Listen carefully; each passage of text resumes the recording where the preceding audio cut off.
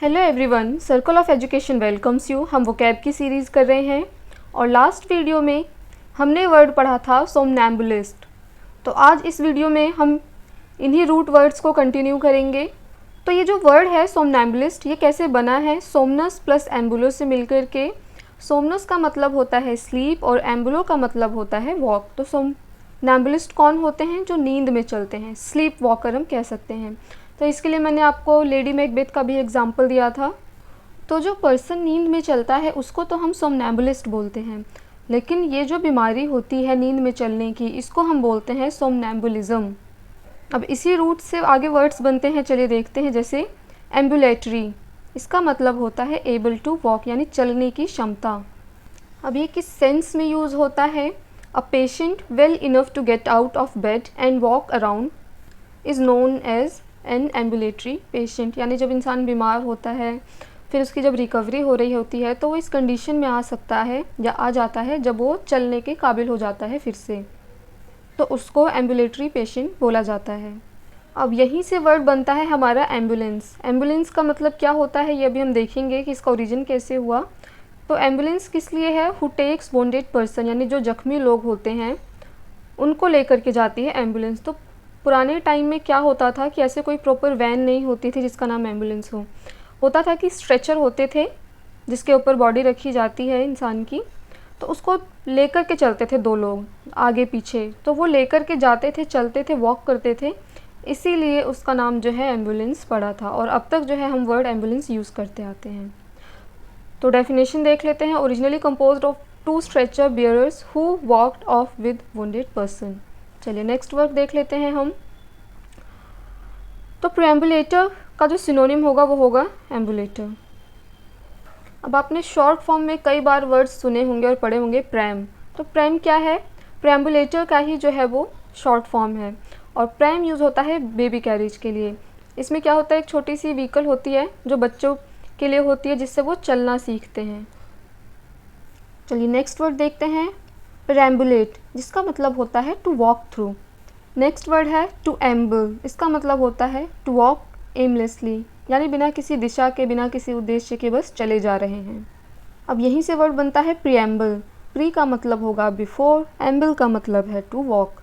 तो इसका literal sense बनेगा वॉक बिफोर, लेकिन इसको हम कैसे यूज़ करते हैं? एज अ इंट्रोडक्शन, कि मेन पार्ट्स आने से पहले जब हम किसी चीज़ का इंट्रोडक्शन देते हैं वो प्रीएम्बल कहलाता है। प्रस्तावना इसको हम हिंदी में कहते हैं। एन इंट्रोडक्टरी स्टेटमेंट भी हम कहते हैं। As the preamble to the Indian constitution, हमारे भारतीय संविधान की भी प्रस्तावना है, इसको हम प्रीएम्बल कहते हैं। और सोमनस वर्ड क्या है, ये तो हम पहले भी डिस्कस कर चुके हैं। सोमनस एक लैटिन रूट है जिसका मतलब होता है स्लीप। अब इसी रूट पे और वर्ड बनते हैं, जैसे सोपोर। सोपोर का मतलब भी स्लीप होता है, सिनोनिम है ये। और सोपोर पे ही फिर वर्ड बनता है सोपोरिफिक, जो कि एडजेक्टिव फॉर्म में है, जिसका मतलब होता है कि कोई चीज़ बहुत डल है या बोरिंग है। तो इसको हम कैसे यूज़ कर सकते हैं? सोपोरिफिक लेक्चर, यानी ऐसा लेक्चर जो कि बहुत ज़्यादा डल है और आपको बोर कर दे रहा है, नींद ले आ रहा है। चलिए नेक्स्ट वर्ड पढ़ते हैं अब हम। तो हमने वर्ड पढ़ा था इनआर्टिकुलेट। हम पढ़ रहे थे ना जब nature of people on speaking, तो हमने वहाँ वर्ड पढ़ा था इनआर्टिकुलेट। तो इनआर्टिकुलेट किसके लिए यूज़ होता है? ऐसा पर्सन जिसको वर्ड्स को बोलने में, कंबाइन करने में, जॉइन करने में दिक्कत होती है। और कई बार ऐसा होता है कि डर के कारण या बहुत ज़्यादा सडन शॉक के कारण हम एकदम क्लियर चीज़ें बोल नहीं पाते हैं। तो उस सेंस में इनआर्टिकुलेट वर्ड यूज़ होता है। इनआर्टिकुलेट का अपोजिट होगा आर्टिकुलेट। आर्टिकुलेट का मतलब होता है वोकल और वर्बल। तो अगर हम चाहते हैं कि सामने वाला जो भी बोल रहा है वो थोड़ा और क्लियरली बोले या उसको और एक्सप्रेस करे, तो हम बोलेंगे प्लीज़ आर्टिकुलेट मोर क्लियरली, यानी और अच्छे से चीज़ों को एक्सप्रेस करो बोल करके। फिर हमने वर्ड पढ़ा था बैनल। ये कौन लोग होते हैं जिनके अंदर हमें क्रिएटिविटी देखने को नहीं मिलती है?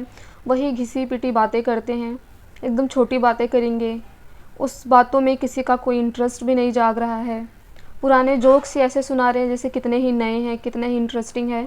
तो ना तो इनकी बातों में कोई क्रिएटिविटी होती है, ना ही इनके जोक्स या इनकी बातें ओरिजिनल होती हैं। ये वही पुरानी घिसी पिटी छोटी बातें रिपीट करते रहते हैं। अब इसी रूट पे वर्ड्स बनते हैं बैनलनेस और बेनैलिटी। ये एडजेक्टिव और नाउन फॉर्म में है। तो ये तो थे वो वर्ड्स जो हमने सीखे उन टर्म्स से जो लोगों के लिए यूज़ होते हैं, उनके नेचर पे, उनके किस तरीके से वो बात करते हैं, किस तरीके से वो बोलते हैं, एक्सप्रेसिव हैं। And nature of people on speaking के लिए जो टर्म्स यूज़ होते हैं, कौन से रूट हैं और उन रूट से कितने वर्ड्स बनते हैं, वो हमने डिटेल में डिस्कस किया। चलिए अब कुछ न्यू वर्ड्स देखते हैं। तो बुक में तो इस सेशन के लिए इन्होंने हेडिंग दी थी how to insult your enemies, यानी किसी के लिए हमें कुछ गलत वर्ड्स यूज़ करने हैं या लोगों की पर्सनैलिटी ही ऐसी है कि हमें वो वर्ड्स यूज़ करने पड़े, तो हमें किस पर्सन के लिए कौन से वर्ड यूज़ करने हैं, अब हम ये सीखेंगे। तो हमारा पहला वर्ड है मार्टिनेट। मार्टिनेट किसके लिए यूज़ होता है? जो कि बहुत ज़्यादा अनुशासन में रहते हैं, बहुत ज़्यादा डिसिप्लिन में रहते हैं, बहुत स्ट्रिक्ट होते हैं। स्लेव ड्रिवर हम इनको कह सकते हैं, मतलब इनसे 1 सेकंड का भी जो है डिले बर्दाश्त नहीं होता है, इतने ज़्यादा ये स्ट्रिक्ट होते हैं और ये नहीं चाहते हैं कि थोड़ा सा भी जो रूल है वो इधर का उधर हो। तो ऐसे लोगों के लिए हम मार्टिनेट वर्ड यूज़ करते हैं। अब ये वर्ड बना कैसे, इसकी क्या रूट है, इसको हम बाद में डिस्कस करेंगे, आज खाली हम टर्म्स देखेंगे। तो हमारा नेक्स्ट वर्ड है साइकोफेंट। साइकोफेंट कौन होते हैं? हम इनको बहुत ही ईजी लैंग्वेज में बूट लिकर कह सकते हैं, यानी तलवे चाटने वाला, हम अगर हिंदी में बोले तो ये सिनोनिम है फ्लैटरर का। फ्लैटरर कौन होते हैं? चापलूस। और साइकोफेंट कौन होते हैं? बूट लिकर, तलवे चाटने वाले। तो जो साइकोफेंट होते हैं ना, हम कह सकते हैं कि वो फ्लैटरर से बहुत ज़्यादा ही होते हैं। तो अगर आपको कोई ऐसा दिखे, उसकी ऐसी पर्सनैलिटी है जिसने आपका जीना हराम कर रखा है अपनी इन आदतों से, तो आप फ्लैटरर की जगह यूज़ कीजिए साइकोफेंट। उसका मतलब समझने से पहले उसे डिक्शनरी यूज़ करनी पड़ेगी। चलिए नेक्स्ट वर्ड देखते हैं। तो नेक्स्ट वर्ड है डिलेटेंटे। ये यूज़ होता है आर्ट लवर के लिए।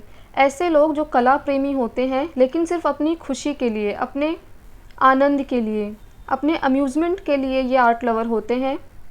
समझ लो अपनी हॉबी की तरह किसी चीज़ को फॉलो कर रहे हैं, प्रोफेशनली ये नहीं करते हैं, पैसों के लिए ये नहीं करते हैं। चलिए नेक्स्ट वर्ड देखते हैं विरागो। ये किन के लिए यूज़ होता है? जो बहुत ज़्यादा चीखते हैं, चिल्लाते हैं, आवाज़ इनकी बहुत ज़्यादा तेज़ होती है, ऐसा लग रहा है बात करेंगे तो तूफ़ान ही ले आएंगे, अग्रेसिव होते हैं बहुत ज़्यादा। तो ये स्टीरियोटिपिकली हम बोल सकते हैं कि ये विमेन के साथ एसोसिएटेड रहा है, फेमिनिटी के साथ इस वर्ड को एसोसिएट किया गया है, क्योंकि अब स्टीरियोटाइप किया है कि जो औरतें होती हैं वही बहुत ज़्यादा चीखती हैं, चिल्लाती हैं, लड़ाई झगड़ा करती हैं, कलेश करती हैं। तो इसको जो है फेमिनिटी के साथ जो है एसोसिएट किया गया है, किसको? विरागो को। चलिए नेक्स्ट वर्ड देखते हैं। नेक्स्ट वर्ड है हमारा शॉविनिस्ट। शॉविनिस्ट आजकल बहुत पॉपुलर हो रहा है वर्ड, या आप सब ने कहीं ना कहीं सुना होगा। तो शॉविनिस्ट होते कौन हैं? तो ईजी लैंग्वेज में हम इनको सुपर पैट्रियोट बोल सकते हैं और हिंदी में हम इनको अंधराष्ट्रवादी कह सकते हैं। देखिए, पैट्रियोट होने में तो हमेशा ही गर्व की बात होती है कि आप देशभक्त हैं, लेकिन अब इतना भी देशभक्त नहीं होना है कि हमको बोले कि सिर्फ हमारा ही देश जो है, हमारा ही जो कंट्री है, यही सबसे बेस्ट है और जो बाकी सारे हैं वो तो मूर्ख हैं। अपने आप को बेस्ट समझना अच्छी बात है, लेकिन अगर हम किसी और को एकदम ही मूर्ख समझ ले रहे हैं, यूज़लेस समझ ले रहे हैं, तो वो एक नेगेटिव सेंस में चला जाता है। तो किसी भी चीज़ में, चाहे वो आपकी कंट्री है, आपका रिलीजन है, आपकी कास्ट है, आपका सरनेम है, आपके खुद के बिलीफ हैं, अगर आपको लगता है कि आपका ही बेस्ट है और बाकियों का वेस्ट है, तो आप क्या कहलाएंगे? शॉविनिस्ट। अपना बेस्ट समझने में कोई दिक्कत नहीं है, लेकिन दूसरों को यूज़लेस समझने में दिक्कत है। सो एनीथिंग यू ओन और belong two is best because you own it. अब क्योंकि सिर्फ तुम्हारी ये कास्ट है, तुम्हारा ये रिलीजन है, इसलिए बेस्ट है। और अपनी गलत चीज़ों को भी क्या है, आप जस्टिफाई कर ले रहे हैं, एक्सप्लेनेशन दे रहे हैं और आपके अंदर सुपीरियॉरिटी कॉम्प्लेक्स है कि हम ही सुपीरियर हैं, तो आप शॉविनिस्ट हैं। हाँ, लेकिन कई बार ऐसा होता है कि आप सही होते हैं, वो सिचुएशन ऐसी होती है और सामने वाले के जो पॉइंट्स होते हैं वो यूज़लेस होते हैं, तो वो अलग चीज़ है। यहाँ पे यह है कि आप भी सही हैं, सामने वाला भी सही है, लेकिन आप उसको बार बार यूज़लेस बोल रहे हैं, समझ रहे हैं अपने आगे, तो आप शॉविनिस्ट कहलाएंगे। चलिए नेक्स्ट वर्ड देखते हैं। नेक्स्ट वर्ड है हमारा मोनोमैनिएक। अब मोनो का मतलब होता है सिंगल या वन, और मैनिएक का मतलब होता है सन की या पागल। तो मोनोमैनिएक किन के लिए यूज़ होता है? वो इंसान जिसका जो दिमाग है वो एक ही तरफ दौड़ रहा है, एक चीज़ को लेकर के अब वो पागल हो गया है, ऑब्सेस्ड हो गया है। अब चाहे वो बातों को लेकर के हो, स्लीप को लेकर के हो, ईट को लेकर के हो, किसी भी चीज़ को लेकर के हो सकता है। तो अगर कोई इंसान एक ही चीज़ के पीछे हद से ज़्यादा पागल है, ऑब्सेशन आपको दिख रहा है उसके अंदर, तो इसका मतलब वो मोनोमैनियक है। अब इससे मिलता जुलता एक वर्ड है फिनेटिक। फिनेटिक क्या होता है? लव फॉर वन थिंग, यानी एक ही चीज़ के प्रति आपके अंदर प्यार होगा। लेकिन मोनोमैनियक कौन होंगे? एक चीज़ के लिए ये पागल हो जाएंगे, सनकी हो जाएंगे, प्यार से हद से ज़्यादा बढ़ के सनक होगी। चलिए नेक्स्ट वर्ड देखते हैं, आइकोनोक्लेस्ट। ये कि इनके लिए वर्ड यूज़ होता है जो अटैक करते हैं, आक्रमण करते हैं, बहुत ज़्यादा अग्रेसिव होते हैं, हिंसा करते हैं और जो पुराने ट्रेडिशंस होते हैं, कस्टम्स होते हैं, बिलीव्स होते हैं, उनको तोड़ने में विश्वास रखते हैं, मूर्तियाँ तोड़ते हैं। जैसे जब भारत में मुग़ल आए थे तो उनका क्या रवैया था? आक्रमण करते थे, हिंसा फैलाते थे और जो पहले से भारतीय लोगों के बिलीव्स से ट्रेडिशन थे, कस्टम थे, मंदिर थे, उन सबको तोड़ने का काम उन्होंने उस वक्त किया था। चलिए नेक्स्ट वर्ड देखते हैं, एथीस्ट। एथीस्ट कौन होते हैं? नास्तिक, जिनको लगता है कि भगवान है ही नहीं, भगवान में नहीं मानते हैं ये लोग। चलिए नेक्स्ट वर्ड देखते हैं, लेचर। लेचर कौन होते हैं? सेल्फ इंडल्जर, अय्याश हम इनको हिंदी में कह सकते हैं, जो अपने में ही मस्त रहते हैं, अपने को ही खुश रखना जानते हैं और अपनी ही मौज मस्ती में डूबे रहते हैं। अब जैसे वहाँ पे विरागो वर्ड को यूज़ किया था फेमिनिटी के साथ एसोसिएट करके, अब यहाँ पे जो लेचर वर्ड है ये मेल से एसोसिएट होता है। और वर्ड्स यूज़ होते हैं, यानी इसके सिनोनिम होंगे lascivious, lustful, libidinous, lewd, wanton, immoral.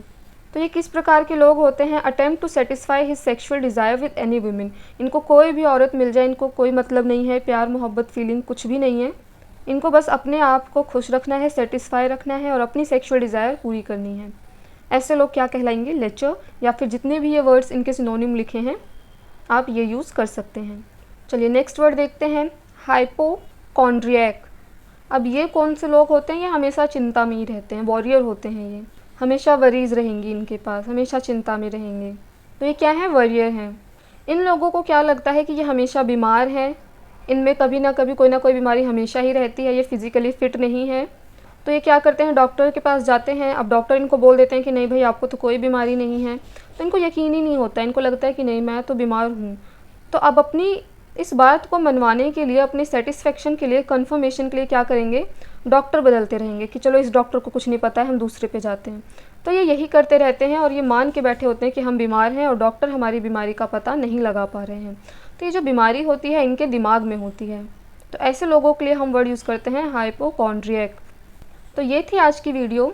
Next video में हम इन सारे ही वर्ड्स के रूट देखेंगे, ये वर्ड्स कैसे बने और इन रूट वर्ड से कितने नए वर्ड्स बनते हैं वो सीखेंगे। तो आपको ये वीडियो कैसी लगी कमेंट सेक्शन में बताएं।